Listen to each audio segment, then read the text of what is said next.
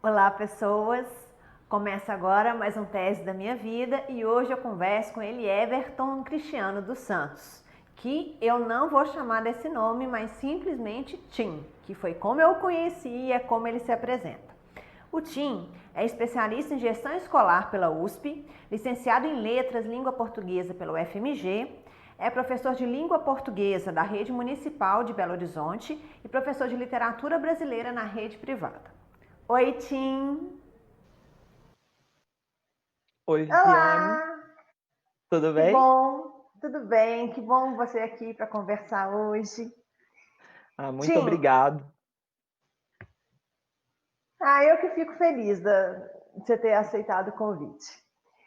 Tim, começando a nossa conversa, eu te apresentei como professor, né? Mas eu queria, antes da gente falar da sua trajetória de docente, eu queria que você me contasse o Tim aluno. Como foi? E como que do aluno chegou ao desejo de fazer um curso de licenciatura?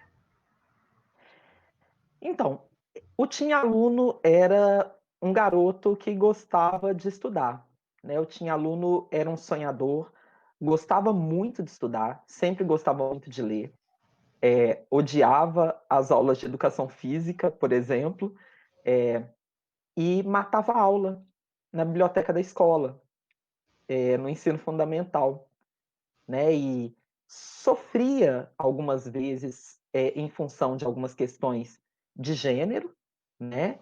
É, na escola, principalmente vinculada a essas aulas de educação física, e esse tinha aluno, ele encontrava um apoio da bibliotecária, né? Então ele tinha um apoio muito grande para lá ter um refúgio.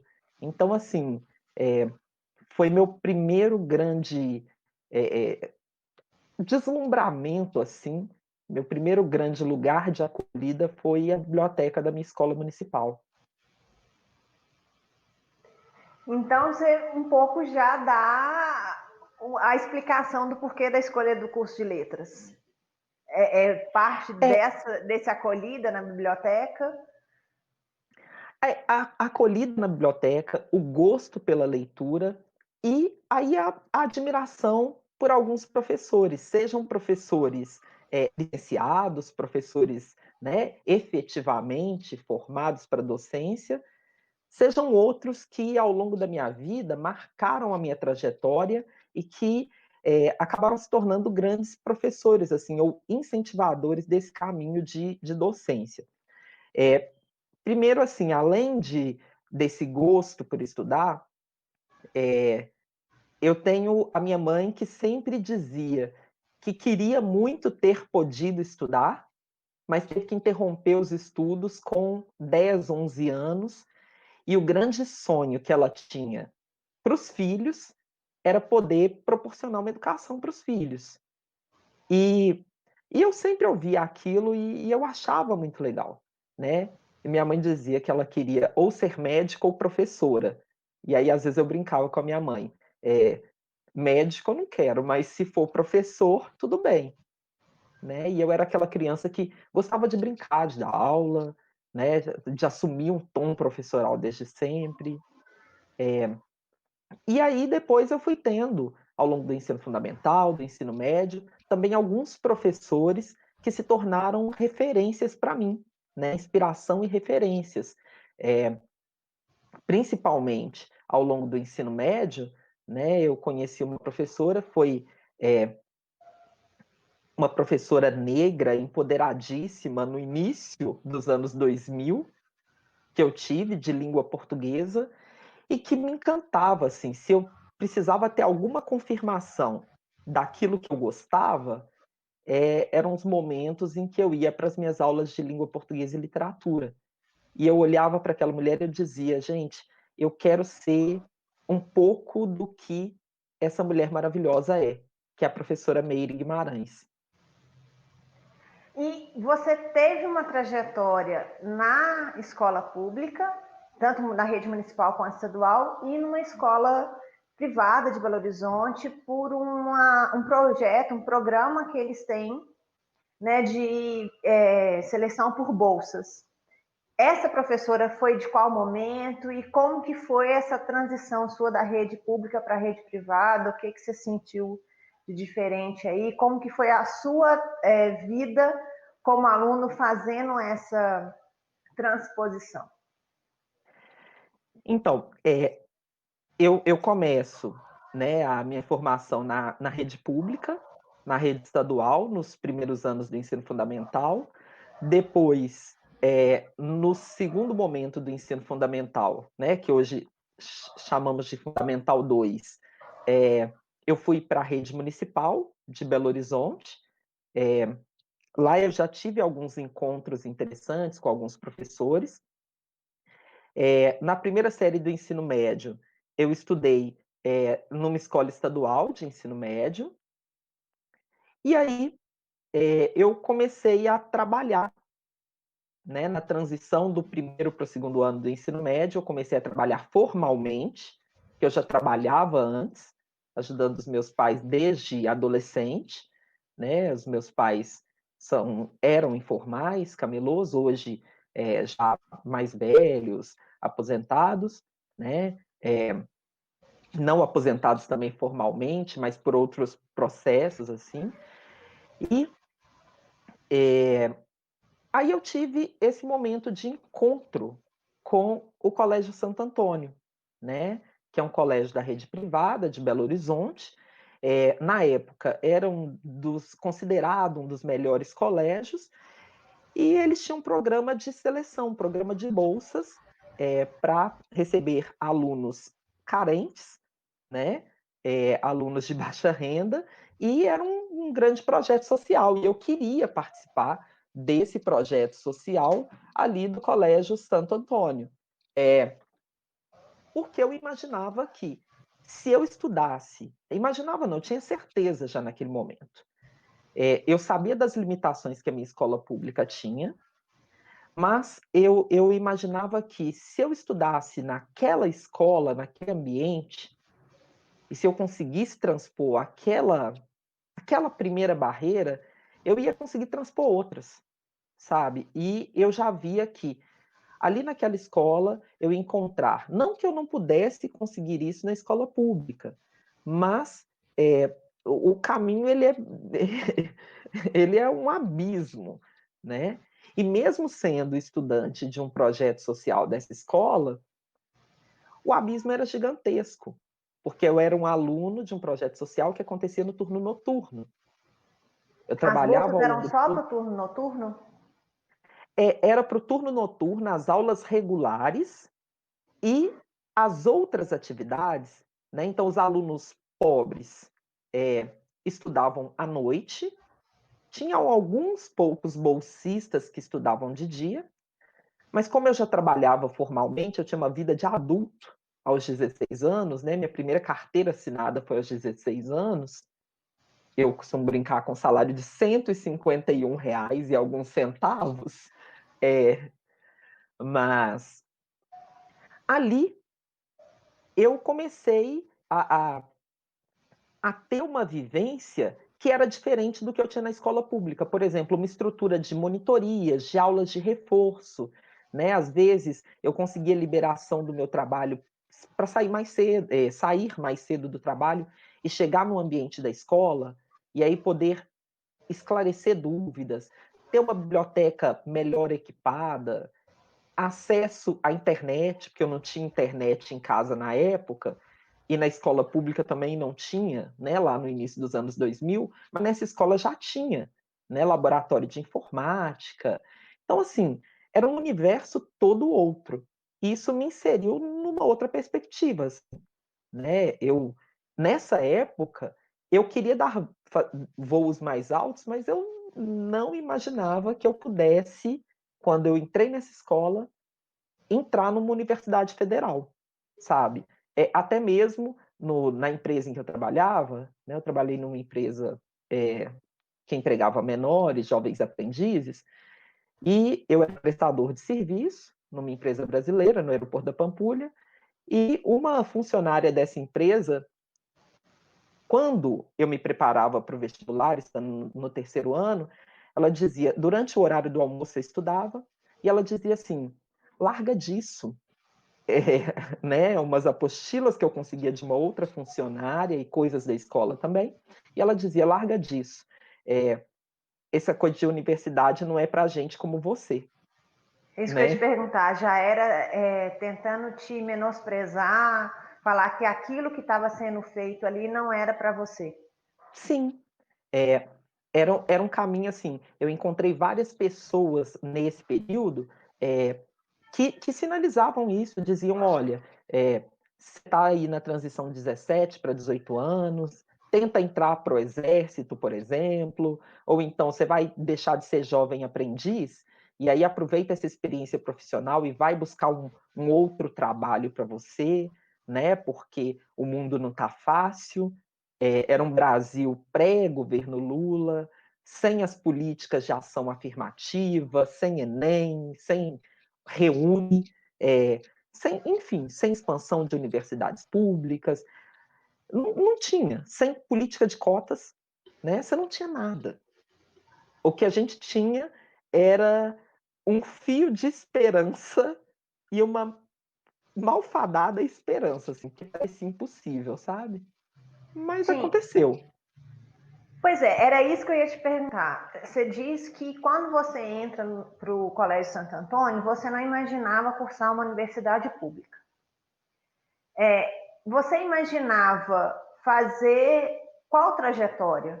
Porque você falou que o Santo Antônio te possibilitaria alçar outros voos, né? Que até Sim. então, onde você estudava, ainda era limitado para isso.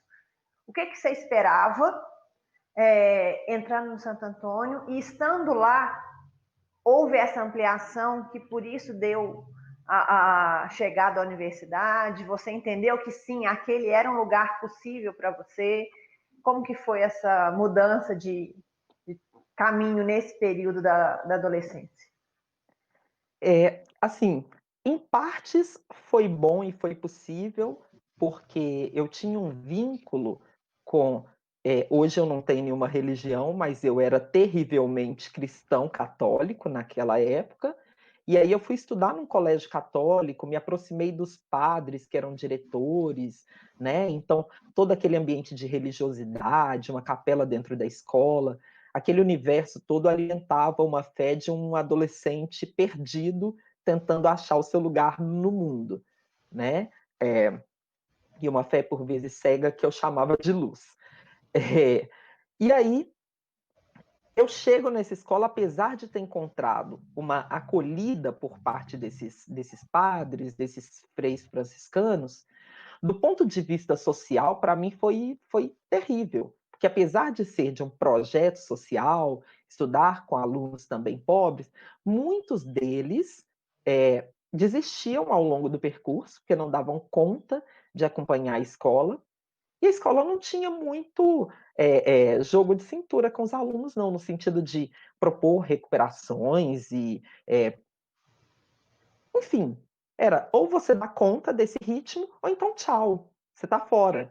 O processo seletivo já era ali o máximo a ser feito. Era mais ou O menos. processo, o processo seletivo ele já era excludente, e se você transpusesse esse ponto da excludência, outros pontos ainda surgiam. E assim, se você não Era uma atrás da alcançasse outra. metas, médias, era, era uma loucura. E aí eu me lembro que, por exemplo, na escola pública, eu sempre fui um bom aluno, sempre gostei muito de estudar.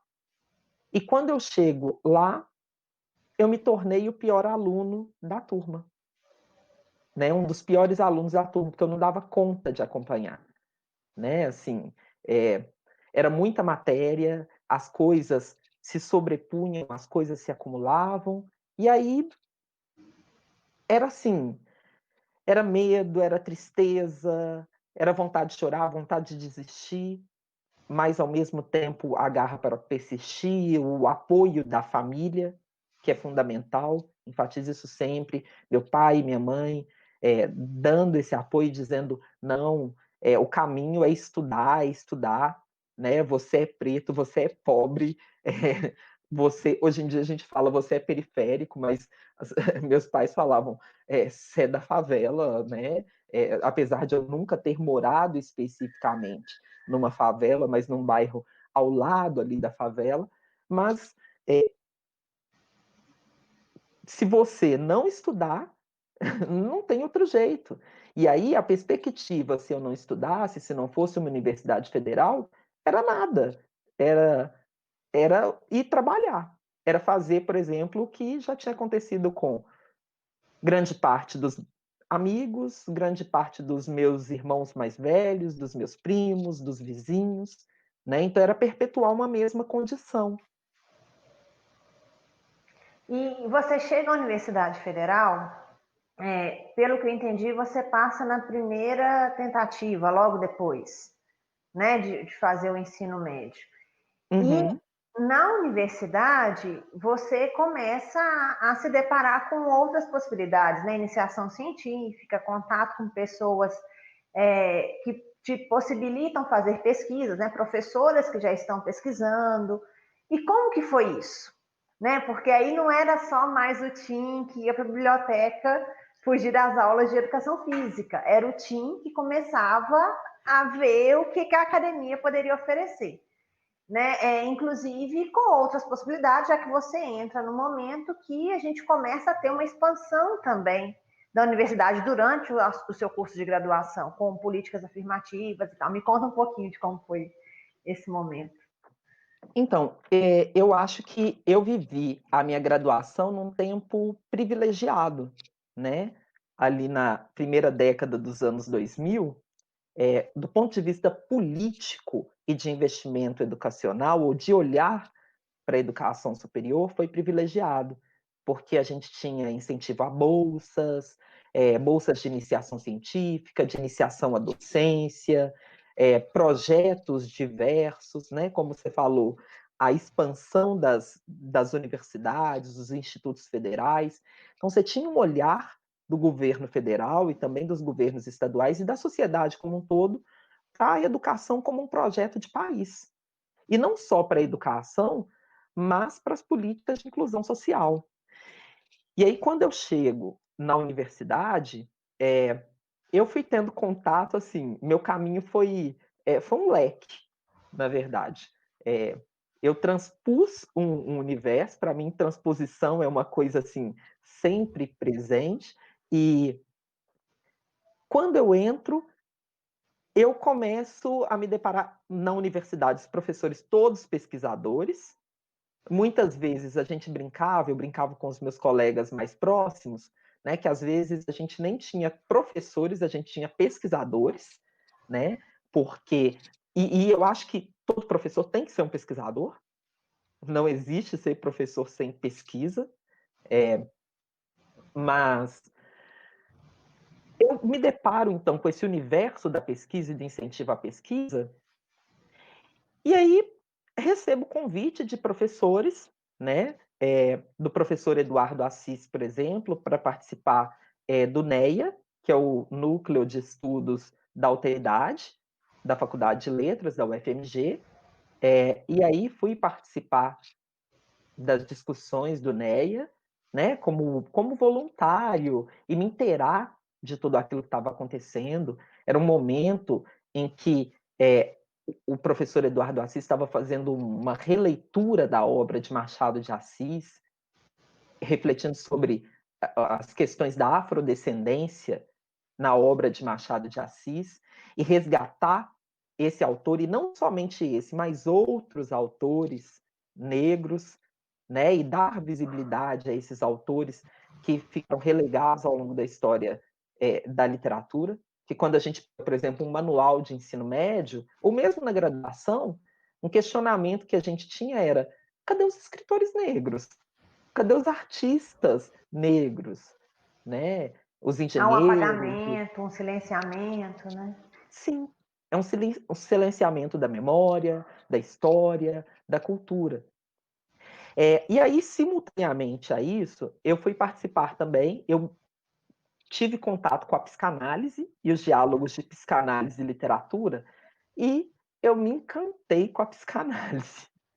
E aí, eu, sendo acompanhado pela professora Lúcia Castelo Branco, Fui participar de iniciação científica num outro núcleo, sem deixar as discussões do NEA, mas eu bebia um pouco em várias fontes, assim.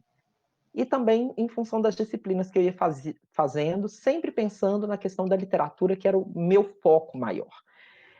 E aí eu fui trabalhar com literatura e psicanálise, trabalhando especificamente com escritoras, né? E com a escrita de mulheres, a partir de um viés filosófico e psicanalítico. E daí também foi surgindo um embrião para um futuro mestrado, para um mestrado por vir. Ao longo desse percurso, eu ainda tive uma passagem durante um ano. Eu fui bolsista do programa de ações afirmativas, sendo orientado pela ex-ministra de promoção de igualdade racial, Professora a Nilma. professora Nilma Lino, né, que, assim, uma mãe, né, e assim, quando eu vou chegando para o final da minha graduação, eu tive um leque de experiências muito, muito rico, e aí eu tinha uma professora na graduação que me dizia: Tim, você está montando uma colcha de retalhos muito, muito bonita, muito interessante. E eu acho que você vai conseguir fazer costuras legais, costuras possíveis, para construir seu caminho para além desse universo da graduação. E aí é o que veio depois, assim. Pois é, você falou que o que você estava construindo na graduação te possibilitava pensar no mestrado. Então, daquele menino adolescente que ficava estudando as apostilas no almoço, você foi muito mais do que aquela pessoa imaginou que você pudesse ir, porque você já estava pensando no mestrado, né? E o que esse mestrado te apresentava, né? O que você estava levando para essa proposta de mestrado, a partir dessas suas experiências aí da graduação? Então, ao chegar ao mestrado, eu tive que é, traçar um foco, né, de trabalho. Né? Eu entendi, eu queria abraçar tudo, mas não era possível abraçar tudo. Então, eu era muito novo, né? Tinha, como a gente comentou aqui, eu saio do ensino médio, entro na graduação. Fico na graduação, fiquei até um tempinho assim razoável, fiquei uns 5 anos ali na graduação, 5 anos e meio, né? Com trancamento de semestre, arrastando o semestre, em função da própria vida, da experiência universitária e de questões exteriores. Mas eu termino a graduação pensando em construir um projeto de mestrado. E ao pensar em estruturar esse projeto de mestrado, eu pensei, vou estruturar uma pesquisa na literatura e psicanálise. Que era o que você já Porque vinha trabalhando antes, né? eu vinha trabalhando e eu tinha uma proximidade muito grande, um gosto muito grande, e uma proximidade também com a professora que me orientava, né? Desde a graduação, no núcleo de literatura e psicanálise. E aí eu pensei em trabalhar com esse olhar de alteridade, né? Com o olhar das vozes femininas, pensando na escrita feminina, na escrita das mulheres, que é algo que sempre me interessou bastante. E aí, meio hoje, né, 10 anos depois, eu fico pensando, gente, por que eu não é, eu não elegi como objeto de pesquisa e de análise mulheres negras para o meu foco, né? Se eu tinha toda uma experiência já sendo construída. Mas eu acho também que muitas discussões estavam sendo construídas naquela primeira década ali, dos anos 2000, e eu fui amadurecendo aos poucos, né? E aí, às vezes, a gente acaba fechando tentando ficar numa área que a gente talvez ache que seja uma zona de conforto. Eu ia te falar isso, porque você elege Clarice Lispector e Inês Pedrosa para serem as autoras a trabalhar no mestrado. Só que esse mestrado você não conclui, né? Uhum. Você para o mestrado na metade. E pensando como que 10 anos depois você retoma, e a gente vai falar sobre isso, né? Um novo projeto de mestrado, num novo programa, né? Com outra estrutura, inclusive de proposta, como que esses 10 anos foram significativos para o seu amadurecimento, como você falou, por outras questões, não só por idade cronológica, né? Mas Sim. por outras coisas que atravessaram a sua trajetória. É, esses 10 anos me trouxeram a compreensão de que, muitas vezes, né, eu estava assistindo a outros episódios do Tese da Minha Vida e é, eu via que, muitas vezes, assim, a gente tem aquela sensação de eu preciso resolver a coisa agora, eu preciso fazer, eu não sei o que fazer, mas eu preciso fazer. E a minha sensação era um pouco essa quando eu entrei no mestrado, né? Aquela sensação assim, sai da graduação, vai entrar no mestrado. Muita gente sai do mestrado, vai entrar no doutorado. Hoje eu penso que, se eu tivesse uma maturidade que não é ligada à idade, um outro olhar, eu teria amadurecido melhor esse processo da construção do meu projeto de mestrado, para um amadurecimento pessoal mesmo, né? Para a construção daquilo que eu pretendia. E não só isso. Pensando na saída, por várias questões, né? Eu tive questões de doenças na família, depois eu acabei adoecendo nesse processo do mestrado também, né? Tive depressão e várias questões, problemas com orientação, né? Que é uma coisa que não é simples. E que não é incomum, né? Pelo contrário, acontece muito. Acontece muito, mas ao mesmo tempo, assim, eu fico pensando hoje, 10 anos depois, que até mesmo se eu tivesse essa maturidade melhor construída, né? Essa maturação melhor construída, eu lidaria melhor com o processo da minha orientação, que se perdeu, porque a minha orientadora, que foi da graduação, não pôde me orientar no mestrado, eu tive que ser orientado por uma outra professora, com outro olhar, com outras perspectivas, as questões pessoais e de doença que me afligiram naquele momento. Mas essa professora, chegou um momento em que eu estava assim, no auge da minha crise com meu mestrado, né, em 2011, a minha orientadora foi a melhor coisa que ela me disse. Ela disse: Tim, você é novo ainda, sabe? Cuida de você. Você tem uma vida. Você não está dando conta, assim. Mas não está dando conta porque você não é capaz, porque você não pode. É preciso cuidar da sua saúde. Esteja bem primeiro, se estruture, para depois você estruturar o seu estudo. Você tem um potencial legal, mas assim, se dê tempo. E ouvir isso foi fundamental. E ao longo desses anos eu fui buscando me dar esse tempo e me reinventar, me reconstruir, né? Me reinventar pessoalmente, profissionalmente, porque, afinal, como negro, periférico, oriundo das camadas populares aí da população, nunca pude deixar de trabalhar, desde que me entendo por gente, basicamente. Não era bolsista, ter bolsa na pós-graduação é muito importante, apesar de que a bolsa é um valor pífio, né? Mas mantém a pesquisa, mantém os gastos pessoais do estudante.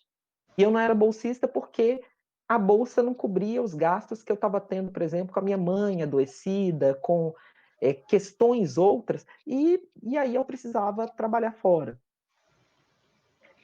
Fui me reinventando, entro para o município de Belo Horizonte, educação pública, aquela que eu efetivamente acredito, não que eu não acredito que seja possível fazer um bom trabalho na rede particular, mas eu acho que a gente vai modificar a história do país, a história dos nossos, é justamente na educação pública, oferecendo uma educação pública de qualidade para que outros teens cheguem a tantos outros lugares e ultrapassem esse espaço em que eu estou, né? E desconstruindo uma lógica de meritocracia, porque não é mérito, não é favor, né?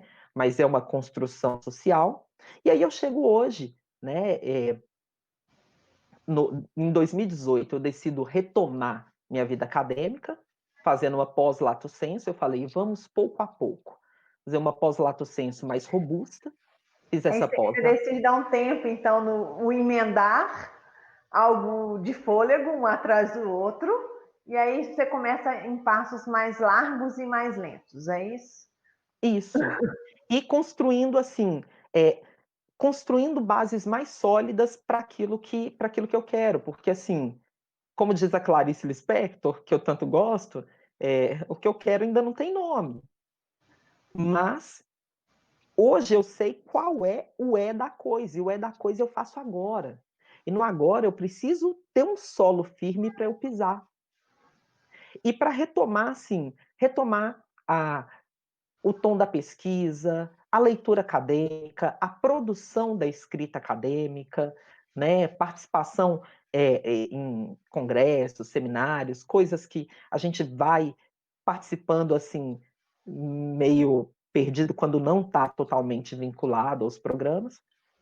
E aí faço essa pós-graduação, encontrei com a minha orientadora de pós-graduação, que é a professora Rosângela, né?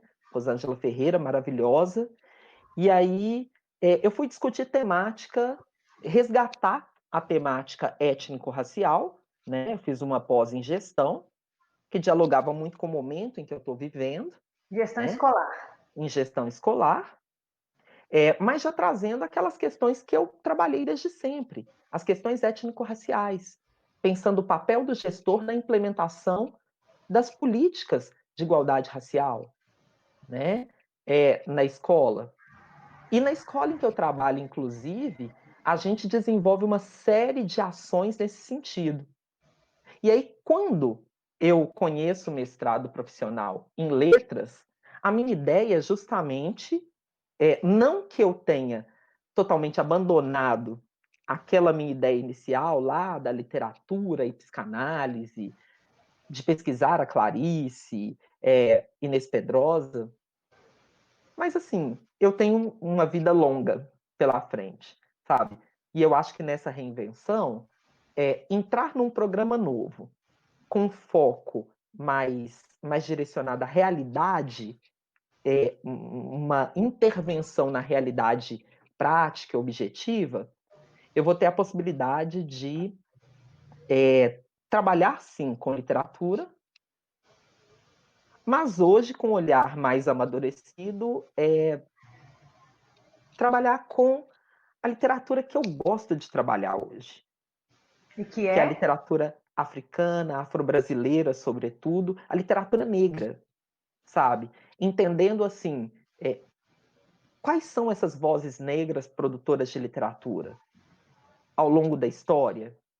E o que essas vozes negras têm a dizer para os alunos do ensino fundamental, do ensino médio, na educação básica e na construção de uma sociedade mais justa, igualitária, uma sociedade antirracista, né? Então, assim, essa tem que ser a pauta, né? Então, antes mesmo de a gente pensar, eu fui entendendo aos poucos que antes mesmo de a gente pensar assim nas constituições de determinadas questões sociais que são relevantes dos vários grupos sociais que a gente tem aí presentes, a gente tem que entender, por exemplo, no meu caso, né, eu sou um homem, gay, negro, mas antes de tudo, a primeira coisa que as pessoas veem é eu sou negro, né? Então é preciso falar desse lugar, sabe?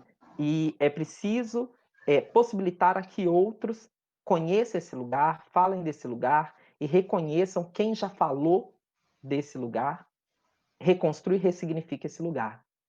E essa é a proposta que eu trago para o meu mestrado profissional. E esse é o recado que o Tim, 10 anos depois, daria para aquele Tim que começou o mestrado lá em estudos literários? O recado para o Tim, principalmente, respira, né? Respirar e tenha tranquilidade. Você vai chegar no ponto de contar a sua história e a história dos seus, né? Então, eu acho que isso. Tim, e a gente vai encerrando a nossa conversa já. E eu queria que você me desse uma palavra, o resumo da sua trajetória, que é tão linda. Então, eu diria que resiliência, sabe? É se manter firme em meio à adversidade. E quando você fala, né, de como que, na verdade, esse projeto seu do novo mestrado vai sendo construído, porque ele foi sendo construído ao longo, né, desses 10 anos. Ele não ficou do nada pronto ou pensado. É um resultado mesmo dessa sua trajetória trilhada e colocada agora, né, em função do que você mesmo tá falando desse enxergar depois de um respiro, né? Eu acho que se enxergar depois do respiro, e assim, principalmente, às vezes eu vejo vários colegas na pós-graduação, vários amigos na pós-graduação, né, no mestrado, no doutorado principalmente, as pessoas com uma ansiedade muito grande, né, em relação à produtividade, ao fordismo, à necessidade da produção. Eu era de um programa nível 7, CAPES, então produza, produza, produza.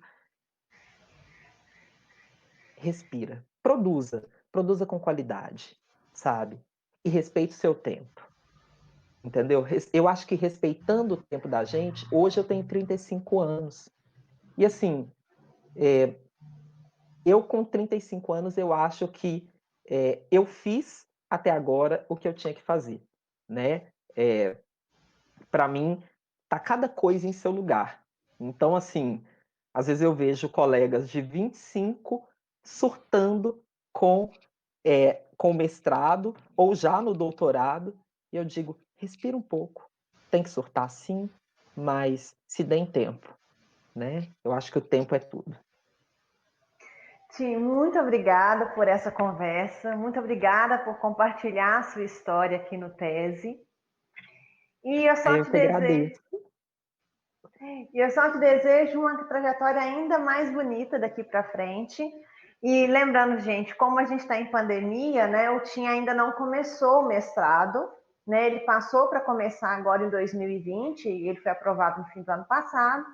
Mas, em decorrência de tudo isso que a gente já sabe, está vivenciando, ele está aguardando as cenas dos próximos capítulos aí na organização de como vai ser definido, né, as aulas. Mas em Tim, breve vai dar tudo certo. você vai ter muito mais história para contar sobre isso e muito mais. Muito obrigada. E eu só tenho que te desejar mais lindas e lindas e lindas histórias. Eu que te Como na agradeço literatura que muito, você gosta tanto. te agradeço muito pelo convite e por esse momento, tá? E sucesso no Tese da Minha Vida, porque tá bem legal. Obrigada. Beijo. E para você que nos assiste, eu deixo aqui a dica de que se você quiser participar também ou indicar outras pessoas para participar do Tese, é só entrar em contato, o e-mail é tesedaminhavida@gmail.com, tá aqui na descrição do vídeo. E eu te espero no próximo episódio. Beijo, tchau!